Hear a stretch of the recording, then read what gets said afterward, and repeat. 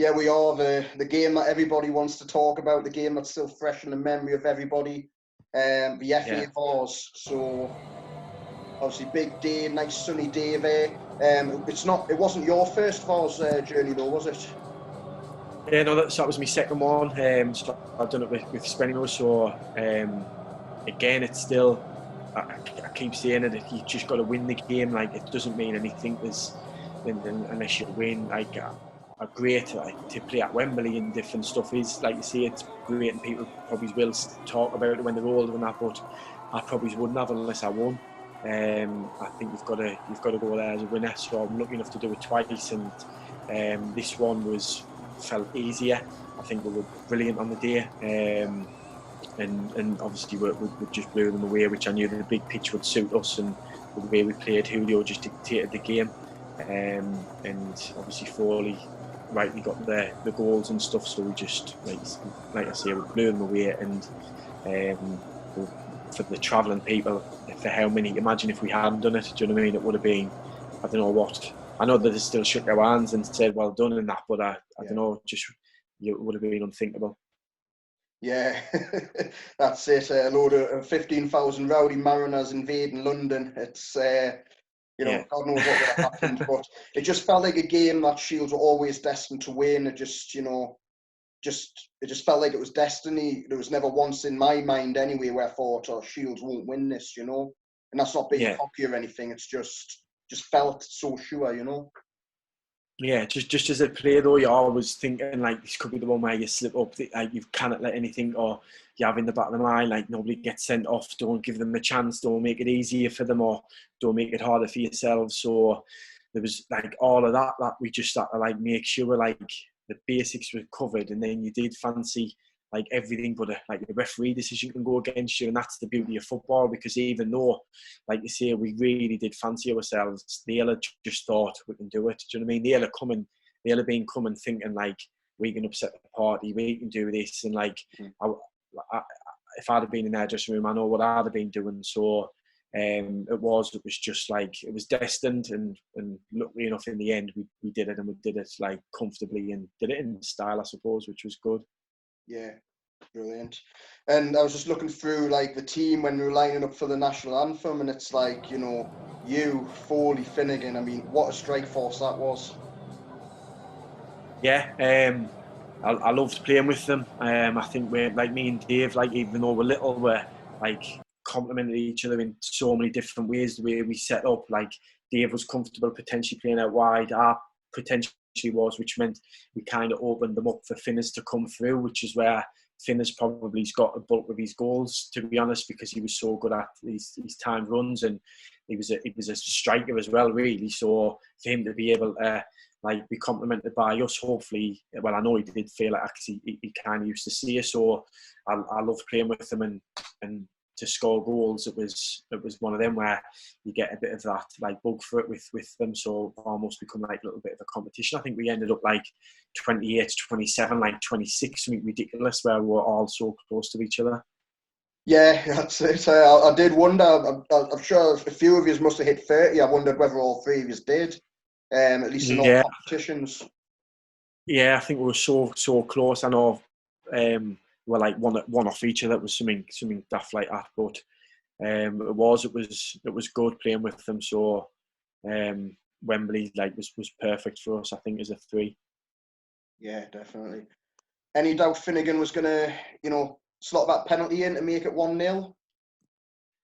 No, I fancied it massively. I mean, I did watch a video that Dan put on, and I've never seen the national anthem. I don't know how I've missed that, but I remember thinking like everything starts then. Do you know what I mean? As soon as you walk on the pitch, for me personally, it was always like I couldn't. But if you look at Finners, he's like carrying on, and I mean that was him. To be fair, that like he's so you've seen him on the pitch. He's like focused and like he winds people up. He's got that about him. But I think the way he approaches games is just different to others. And you look at shows, you look dead relaxed and stuff. And but for me, it was like everything, like business starts now. You've got to win the game. Like just get focused. Don't let anybody see any weakness and all of that. But he was like so confident, and when he stepped up, I just remember thinking like 1-0. So and he did it, and I think that's what took us forward.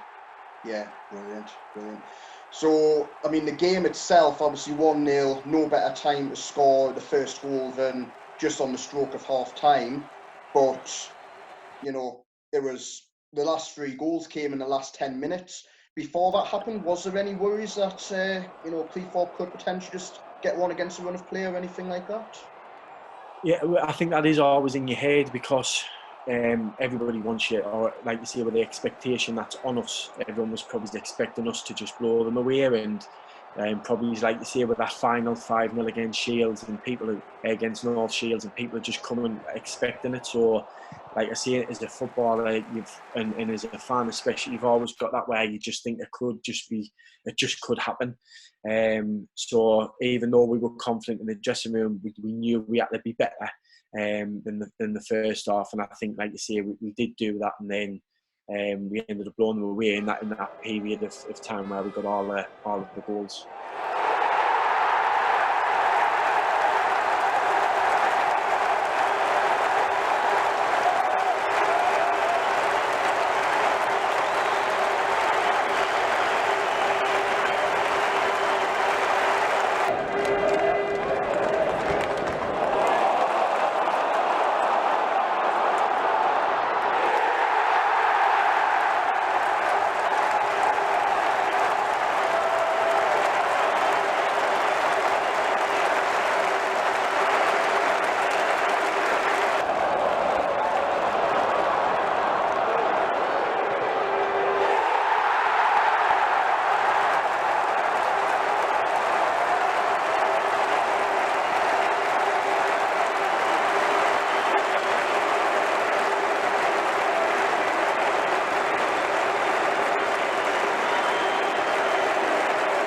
I mean, from a fan's perspective, I just remember being there half cut, to be honest. We had, well, I'll tell you what it was. It was actually, I like the rugby league as well. And Magic Weekend was on at Newcastle that same weekend, and I had tickets for both days. Right. So, you know, the Sunday just had to be sacrificed. You have to go down to Wembley, you know, how can you not? But went to Magic Weekend on the Saturday. My mate's girlfriend dropped all her bags off for her in Newcastle. We got a National Express about midnight. You cannot really sleep on them. Got to the accommodation about 7 o'clock. I'm at Wembley for 9 o'clock on the first beer of that day. It feels just like one big easy weekend. So I watch the highlights of this, and it's good to remember because, you know, the head's been fuzzy throughout the whole game, never mind the whole weekend.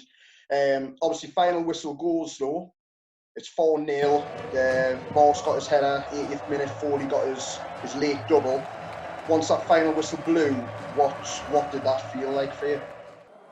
Oh, it is. It's that relief that you've done it and stuff, and I suppose like that's the bit that you can start enjoying it more. Like you say, you were probably enjoying it from 9 o'clock on the train, but we weren't enjoying it till probably like 4:45 or whatever time it was at the end of the final whistle. So it's just like it's done, dusted, and then the weekend, like for that enjoy the weekend start. And that's why it's funny you said about the drinking stuff, because we remember like it might be me and Baz, and we were talking, and we were like, look at him, and you could just see like the Shields fans, and they were just worse for wear, some of them, to be fair. And but that was the point. You had a great weekend, and the winning was obviously paramount, but it was important that, like they say, that a few beers and they relaxed and had a good weekend. And we went back after, and there was the pub on the top, and it was ran with Shields fans. And I remember like literally, what do you want, and there was just beers getting passed here, and we had a couple of beers with so many of them on the top, and that was just good to just relax and sit back and have a big crack with people. But trying to understand them was like a different story, because most of them were well on the way then. Like, yeah, definitely. That was the Green Man, isn't it? The one right up the top. Green Man, that's the one. Yeah, that was the one we were at. We went up there. It took us ages to get there, which was the biggest difficulty. But then when we got there, we enjoyed it. Yeah, it's about the only exercise I get when I'm in London. I go for the NFL matches, and I always go in there, and that hill is but yeah, I remember being in the Green Man. I was talking to Wayne Phillips, and I was telling him about how he cost us £20. He didn't get the first goal. So, yeah, having the banter in there, but as you say, it was such a nice, happy atmosphere. Everybody's just absolutely plastered, and obviously, again, you guys obviously enjoying the big win and getting to go to Wembley. Mm-hmm. So it was absolutely fantastic. So did you stay over in London, or did you get the bus straight back after the Green Man? Yeah, no, we stayed over, and we had to be honest, there was a few of us who was absolutely wrecked. We were shattered. It took us, the day kind of took it out of us, to be honest. And there was only a couple, I think, who went out in London and things. We stayed in the hotel, most of us, and then a lot of people was like, that's us done. I think it was just such a draining day. We'd had a couple, and then obviously the wives and people's girlfriends was there, so a lot of people just was like, that's us. And then we tried to save it for another night. Now, that was what we said. So stayed over, and like I say, nothing mad happened. We just enjoyed it, and then it was kind of rolled into one. Yeah, brilliant, absolutely spot on. A day that'll, still even 3 years on, it's absolutely fantastic. It'll live with you forever, I'm sure. Yeah.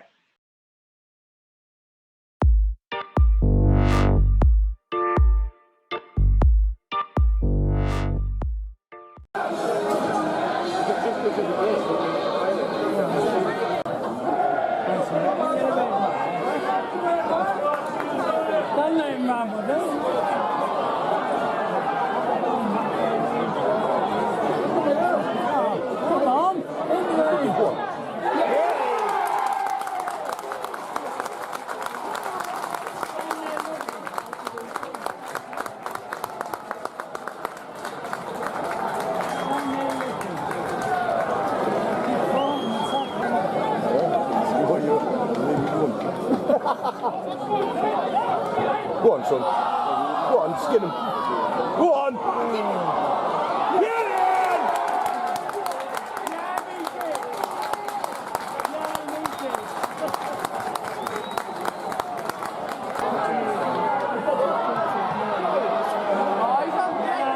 Another dive, he's just cheap, that bloke.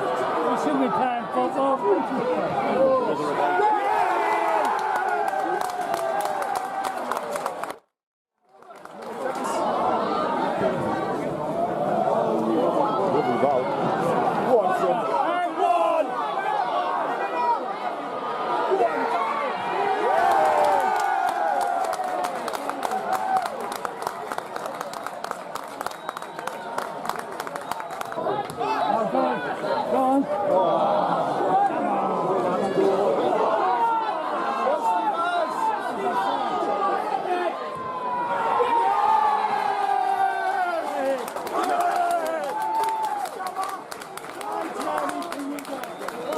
Obviously, after the VASE, looking at the next season here, an early game, I believe it was bank holiday when we went to Scarborough for the first time.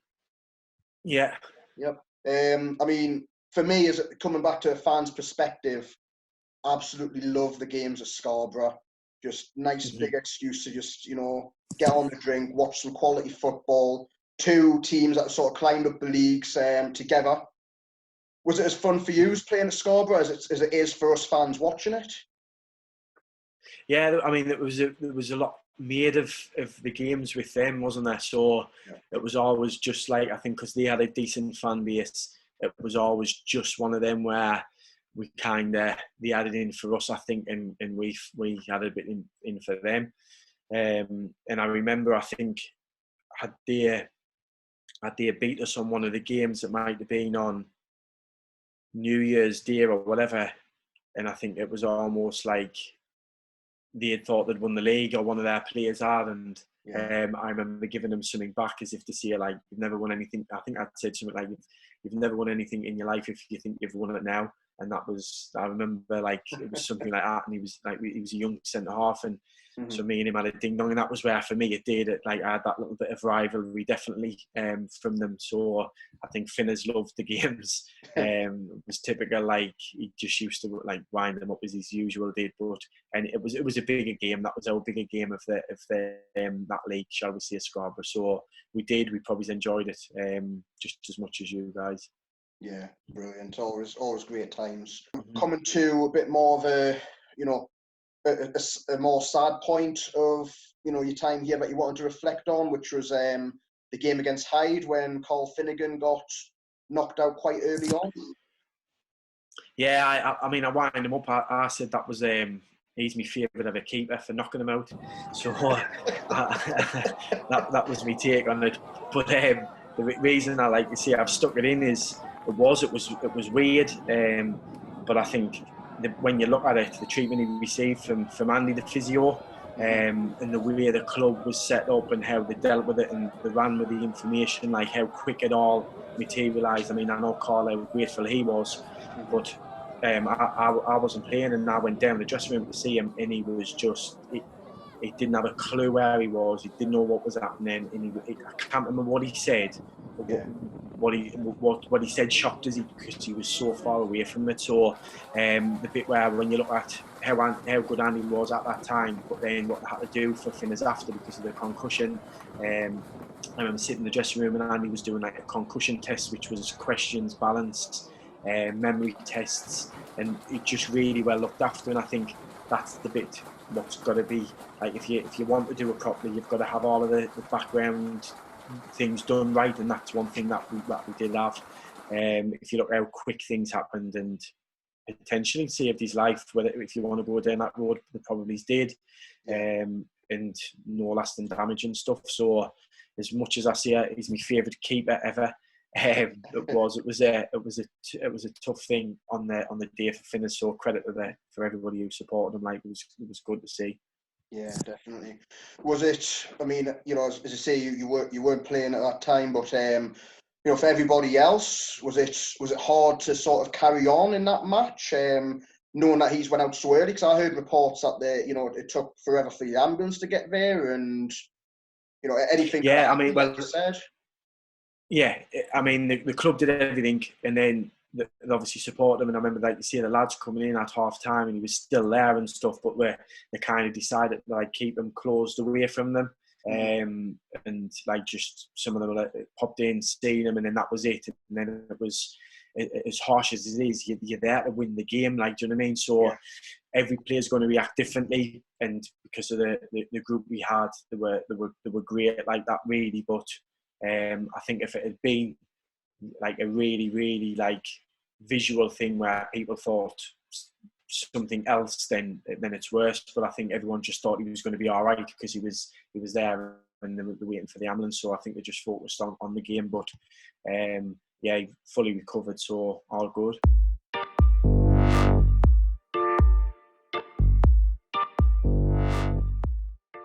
Right. Well, coming back to you know, one of your best sort of memories potentially, the big game against York in the FA Cup third qualifying round 2017. So in this one, Shields had went 2-0 up quite early.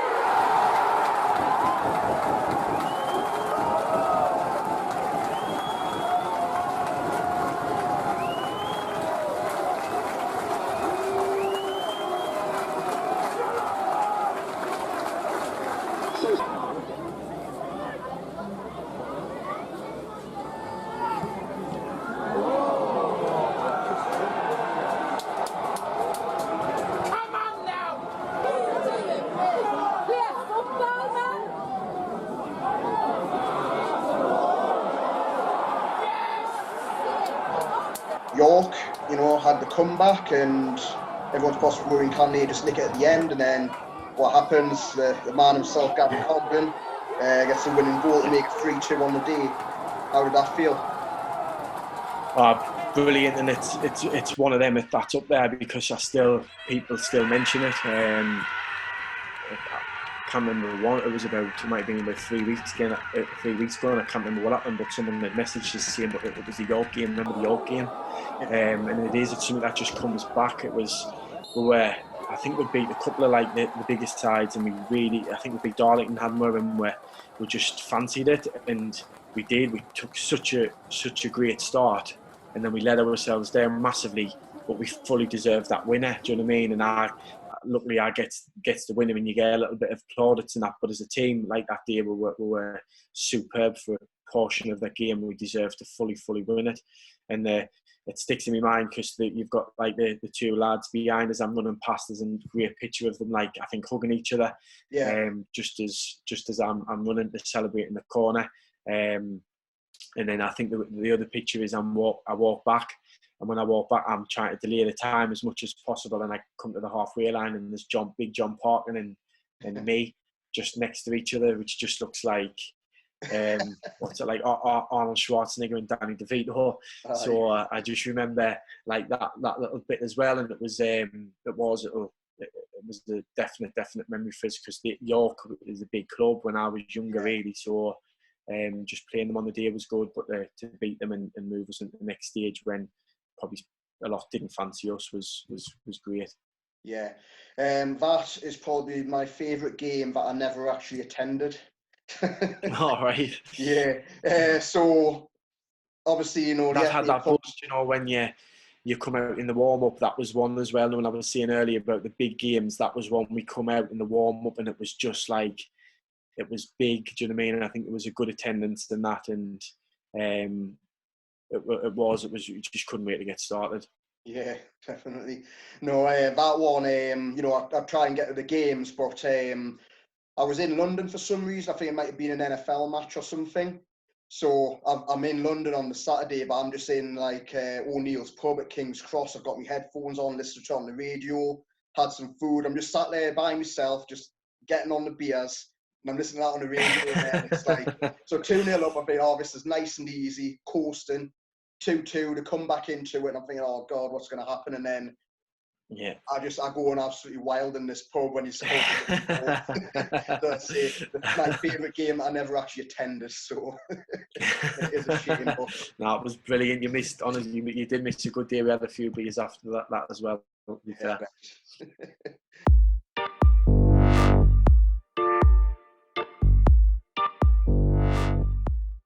This is NPL.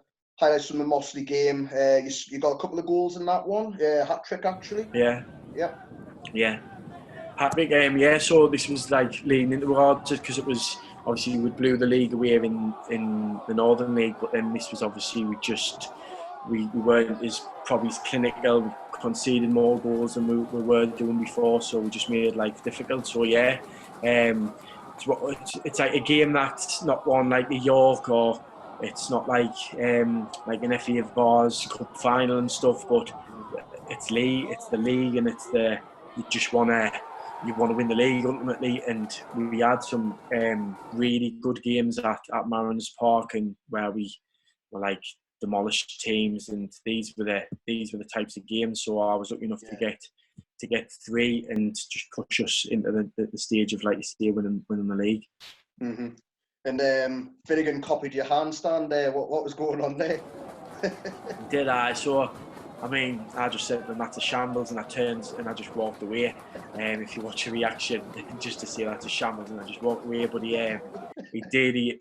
Me and him used to have quite a bit of banter and stuff, and he'd give me more. He probably started it, to be honest, and I'm normally like, I just leave him to it, but I just started giving him a bit back, and he did. He started like just copying some stuff and just trying to get on to us a bit extra. So top lad, and a big part of obviously my success really when I was there.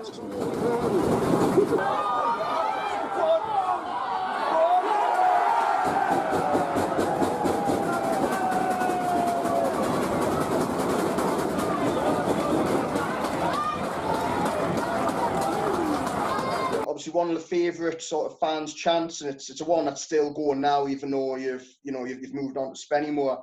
The Gavin Cogdon's always scoring goals. Yeah. I'm sending this picture through.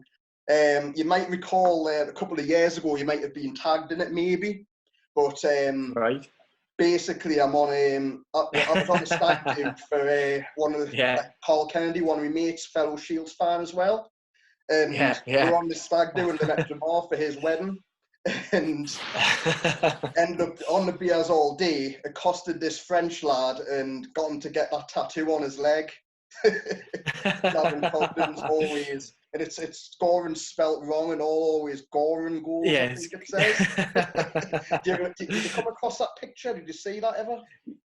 Yeah, I did, and that, I mean, that was the thing where with Shields, really, like, the banter's there, and it goes diverts away from football, doesn't it? Do you know what I mean? Like you say, we'd constantly get like a few tags, and we'd constantly get like a few different things that was popping up for each player, really. But no, I remember that, and just like we had like a lads WhatsApp group, and we used to like just hide them in and just think like just share it with each other, really. So I know it's madness. Some of the types of stuff that you get up to and stuff, and it's good for us. Honestly, we love all of that. So crazy. Yeah, there's some random French guy walking around in whatever town he lives. I mean, I'm not sure whether that there's not enough blood around it. I'm not sure whether that was like a proper or whether it was a henna, but certainly for a bit of time there'll be somebody in France. You might have your own Gavin Cogdon fan club in Francais, maybe. Hilarious. Class. Hilarious.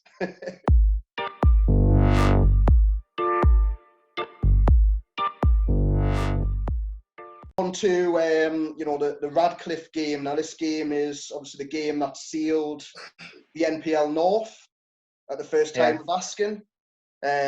Muddy conditions. You got the first goal with a sliding header rather than diving header.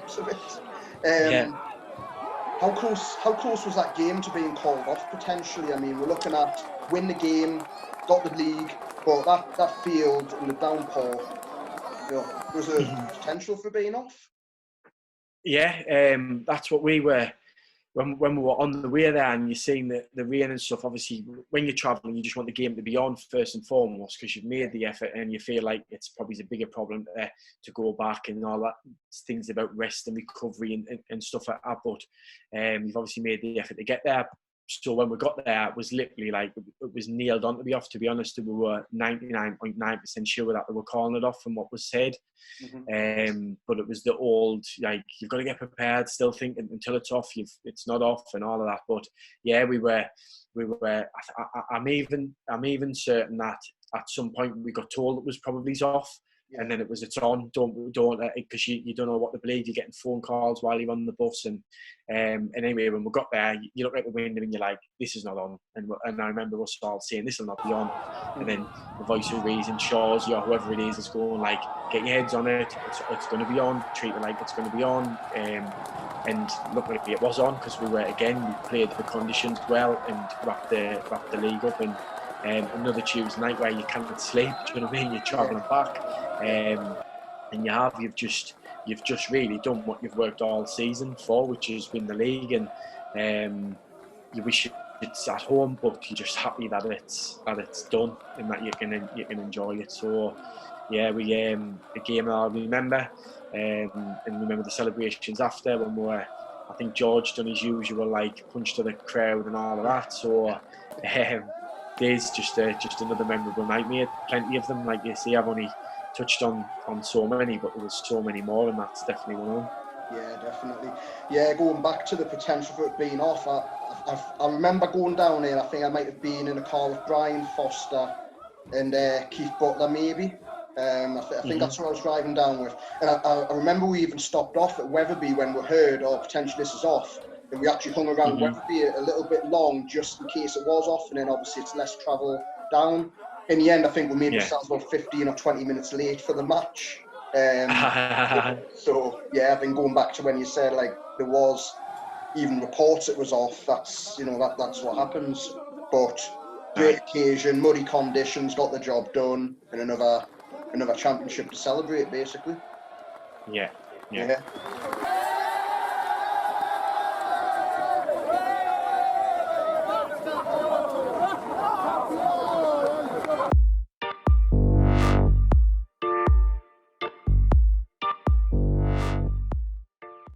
Yeah, no. So, I mean, again, it was a it's probably more so like the league. Really, I think we've probably let ourselves down in the sense of like just some of the games we should have won, and obviously we didn't, and that's what put us into just a difficult position.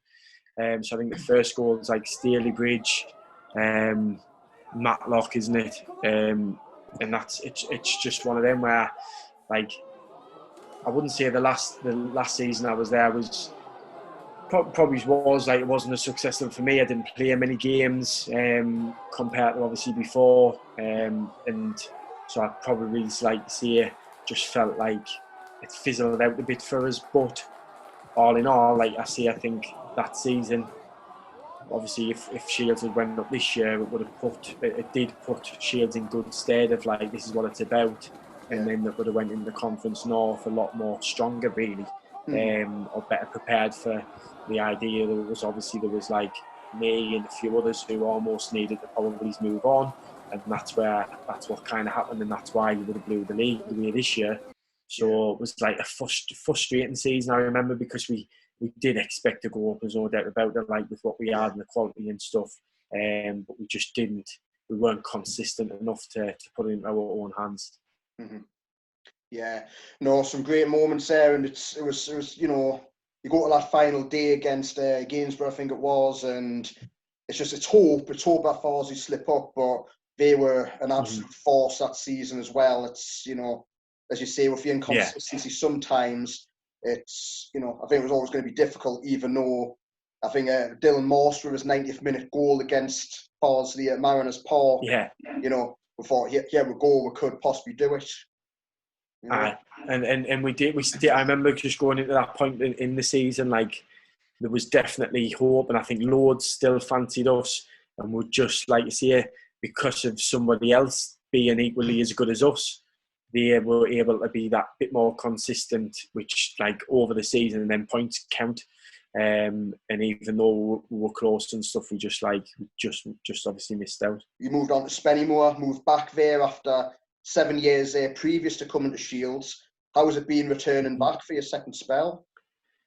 Yeah, I mean, football-wise, frustrating because I've just played like 0 games almost. So that's been like a big frustration for us from a football perspective. But just Spennymoor was like, it's like Shields, it's grown. They haven't got the fan base, which is just because of the population levels as well for there.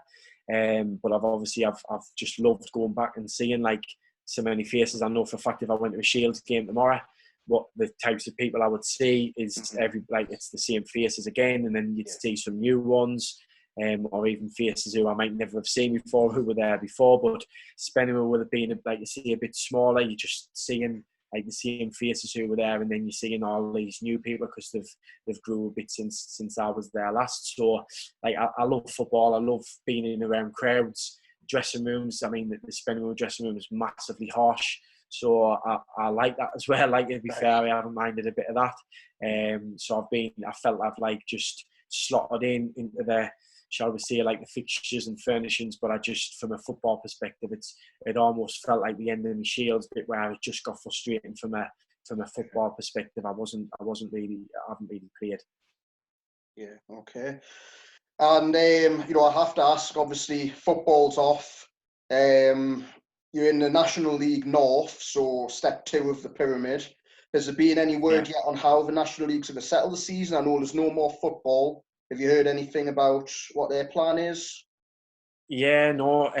As far as I'm aware, like, it was going to be up to a vote and different stuff. And I can see it being like it's null and void, to be honest. But until it's finally done, we kind of don't know. But I think that's what everybody needs, really, for it to be fair for yourselves and stuff. I know, like, it's getting fought and things, but like, I think for it to be fair, then, like you see, you probably just need to like settle the season as null and void if that's what others are doing.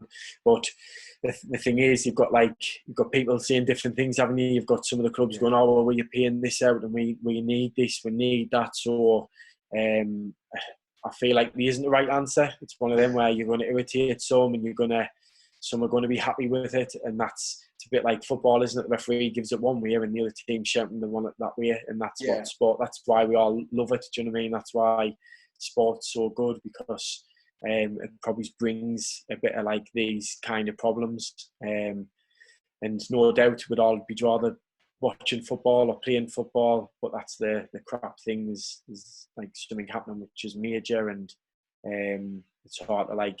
It's even I've even found it hard to like think about football, if I'm honest, because you just like it's been so distant. So like these things that you're doing now is great, because just it does get you thinking. And I'm not one for like I didn't used to share things of the past and stuff, but I found myself doing it recently. I think like it's important, isn't it, that you like look back and think of stuff, because it probably has highlighted to me how big it is in my life. Do you know what I mean? Like football has been massive, and I've done it now in like around this level for like since I was 17, 18. So it's like 18, 19 years, and it's like it's tough, but like you see, you wonder what you'd do without football in your life. So this is the realisation. Like I think everybody needs it, and I certainly will be doing as much as I can to stay within football for like the rest of my life. Yeah, brilliant. Yeah, so and obviously we are in lockdown. How have you managed to be keeping yourself busy during this period? Yeah, so I'm at work. So I work in the NHS. I've got my own gym with a couple of lads, and we've had to obviously close that. So that's been really like testing times, and the members have been superb, because we're not just like your typical gym where they pay a membership. It's like more than that. So they've stuck behind us, and which has helped us keep the building on and different stuff. But in the NHS, I'm not one of your classical like frontliners. I'm not a nurse and stuff, so they get all of the credits and stuff. And in the community, what I've watched some of the nurses do has been fantastic around like trying to stop the hospital admissions and trying to do all of that piece of work, which sometimes gets like forgotten about. So I feel like change wise, it's the football which has given us loads of time back, which has been nice. But I've missed it, and I've just tried to keep myself busy and try to be as positive as I can, which I haven't been negative. I've tried to use it as a positive, which has been getting time back for other things, like family bike rides. I figured, Jesus, I've never done it before. Do you know what I mean? And like just little things. I know that's what like it's brought probably for other people, like just a bit of time back with maybe people who are in the same household that you can spend like time that you've missed with, because you're generally doing like the rat race, isn't it? Like work back, doing something else. Like that's probably the only good thing that it's been able to bring, really. Yeah, definitely can completely relate to that. It's, you know, you're busy working, you're busy doing this, you're busy doing that, and there's, you know, it feels like there's almost no time for family. And I think the one good thing that will come out of this is you learn to make the time. You know, there's nothing more precious than that. That's certainly what I've realised throughout all of this. So, you know, that's at least that's one good thing, as you say. Finally, any messages for the South Shields fans who will be watching this video, no doubt? I mean, I hope they've stuck, like they've lasted the full video. But like the main thing is like it is like now is the time for the club. Like it needs you. And I think that's the same for every club, for Spennymoor and across the board. I love supporting charities, and I think that's massive. But the biggest thing that probably people can do when all this does kind of blow over and football can come back is to make sure that they get back there. And the difference between like that one person turning up, imagine that being 2,000 people or 3,000 people, like for a period of time when it gets back. Imagine just committing yourself to 10 games. Imagine the money that would generate to put Shields into like probably the next level, which is where they're trying to go. You cannot, no matter what Jeff does and no matter what Lee and Graham does and like the players, like we've always said, without the fans there, Jeff probably wouldn't be there to the extreme that he is. And I guarantee like some players it wouldn't have the pull that it's got. So the club and the fans, like the fans is so big towards it. We touched on an interview about like how football is different at this level because of fans and stuff. So my message would be like, can you commit 10, 15 games or something and just make that commitment to go back? Because if 2,000 to 3,000 of you did that, it will be a massive pull for the club. Yeah, definitely. Completely agree wholeheartedly. I know I'll be back next season for as many games as possible when football does resume, definitely.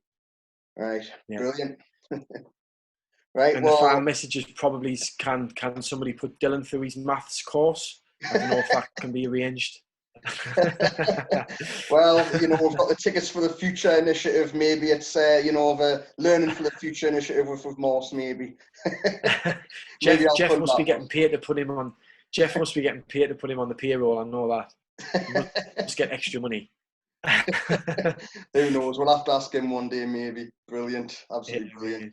All well, right. Look, thanks very much for doing this. It's been absolutely fantastic talking to you. You know, you were always a Shields legend for the 3 years that you were there. You know, you're still around the club in the song that gets sung every now and then, and you know, hopefully you'll be back at Mariners Park at some point, maybe supporting the club again once football begins. Yeah, mate, top man. Appreciate that. All right, brilliant. Thanks very much. Really appreciate it.